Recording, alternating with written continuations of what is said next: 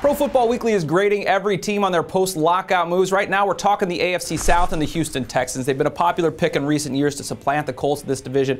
Did they do enough to get it done? I love what the Texans did. I give them a B+ for my free agency grade. The only thing that didn't prevented that from being an A was letting All-Pro fullback Vonta Leach walk. Be interesting to see how that rushing offense looks without him.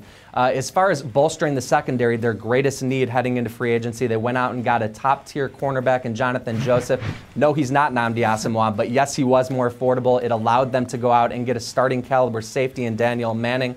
That secondary should have a dramatically different look this season, and it's going to give Wade Phillips a lot of flexibility in what they're able to do. And really, Wade Phillips may be the biggest addition for that team. What he brings to that defense could be huge. The Jacksonville Jaguars, they had a lot of holes to fill, but they filled a lot of them, especially on the defensive side. You gave them a B. I like what the Jaguars did, too. They had major gaping needs on the second and third levels of the defense. They went out and got two thumpers on the second level, Paul Posluszny, Clint Session. These are guys that are going to be plugged in right away to that linebacking corps. I also really like what they did in the secondary, getting DeJuan Landry. That's going to solidify that unit as well. So they did a lot to upgrade that defense, and the only downgrade really was not re-signing punter Adam Podlesh. Matt Turk comes in from Houston. He had a rough year last year. And obviously they got their quarterback in the draft, so that'll play a big part eventually in how they do. The Titans, a lot of stuff going on with this team in the offseason. You gave them a C+. What'd you think of their moves? I like that they went out and got the guy they had their eye on, Matt Hasselbeck. It was no secret. That's who they wanted to come in and be a placeholder for Jake Locker.